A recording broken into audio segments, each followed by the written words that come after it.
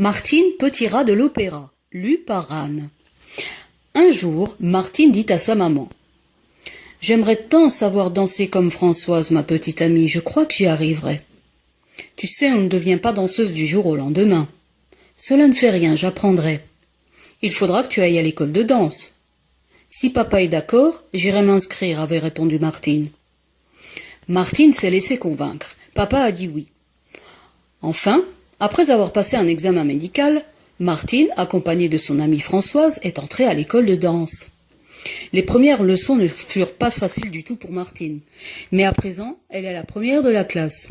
Elle s'exerce à bien se tenir sur une jambe en posant la main sur la barre. Voyez comme elle est gracieuse. Si papa était là, sûr qu'il serait fier de sa petite fille. Pourtant, mademoiselle Irène, le professeur de Martine, a dû faire preuve de patience avec sa nouvelle élève. Tourne la jambe en dehors, Martine. Arrondis le bras, comme ceci, regarde. Voilà, c'est presque parfait. Comme dit maman, avant de savoir danser, il faut s'entraîner à devenir souple jusqu'au bout du petit doigt. 20 fois, mademoiselle Irène a dû expliquer à Martine qu'on doit ouvrir le pied vers l'extérieur et lever les bras sans se raidir, avec une aisance naturelle.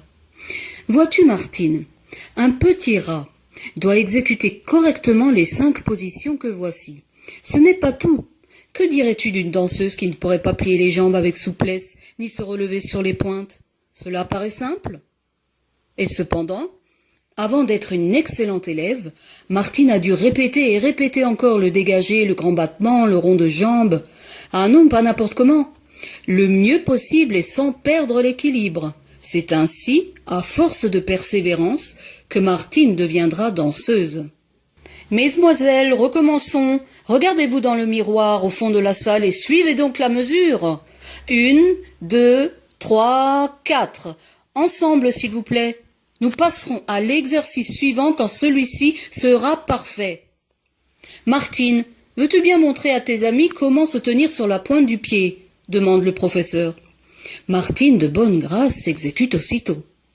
Bravo, Martine, se dit Minouche, le petit chat qui est assis juste à côté du piano. Il n'ose pas bouger pour ne pas la distraire.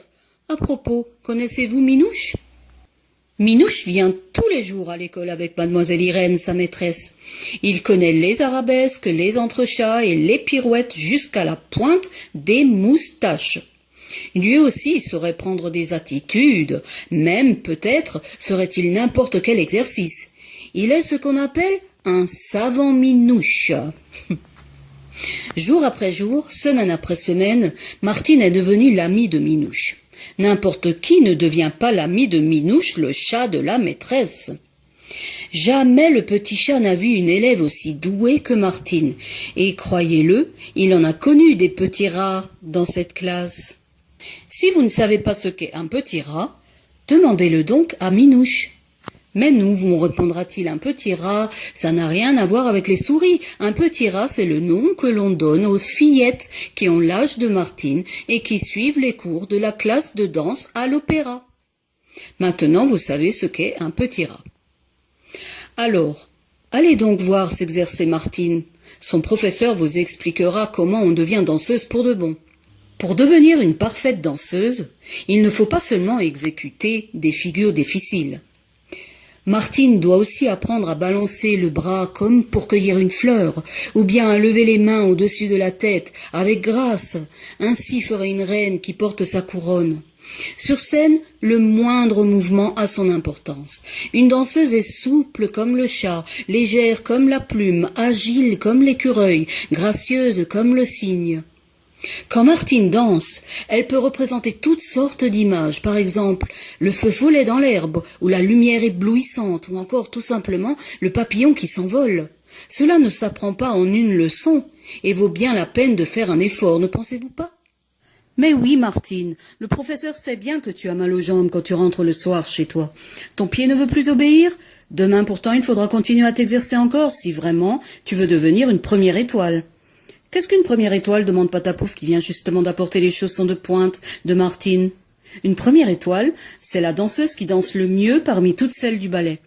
On vient de très loin pour la voir virevolter sur la scène. C'est elle que l'on applaudit. C'est elle encore qu'on réclame avec admiration lorsque le ballet s'achève et que les lumières s'éteignent bientôt dans la grande salle du théâtre où résonnent les derniers accords de l'orchestre. Oui, Martine voudrait bien devenir un jour cette danseuse-là dont le nom figure sur les affiches et que tout le monde félicite pour son savoir-faire.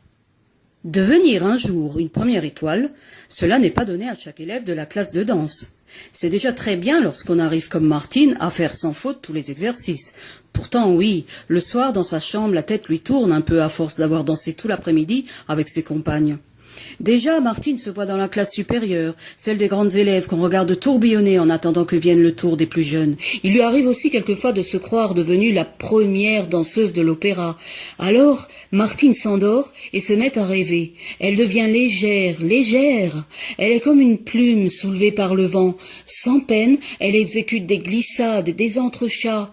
Elle s'envole en tournant. Elle s'élance dans un pas de bourrée. Elle fait des bonds appelés sauts de chat et grands jetés. Et puis tout à coup, tout s'arrête. Quelqu'un applaudit. Tiens, voilà Minouche qui ronronne d'admiration. Martine se détend, comme si tout son corps se défaisait. Elle se dit « Je vais sûrement me réveiller ». Voulez-vous savoir quel fut le plus joli rêve de Martine Petit-Rat? Le voici. Un soir, elle était sur la grande scène du théâtre. Elle achevait de danser le ballet de Cendrillon. Jamais elle n'avait dansé aussi bien que ce soir-là. Son cœur battait, battait. Elle était si émue qu'elle n'entendit même pas les 12 coups de minuit, qui justement sonnaient à ce moment-là. Minouche, dans les coulisses, s'écria « Bravo, bravo, tu es une vraie Cendrillon, c'est… » Mais Minouche n'eut pas le temps d'achever sa phrase. Toute la scène fut illuminée d'un coup. Alors, le prince arriva et Martine fut transformée en princesse. Le prince la souleva dans la lumière, à bout de bras, et tous les amis de Martine qui étaient venus la voir danser ce soir-là se mirent à l'applaudir longtemps, longtemps, comme s'il n'allait jamais s'arrêter. Tel fut le plus beau rêve de Martine Petit-Rat.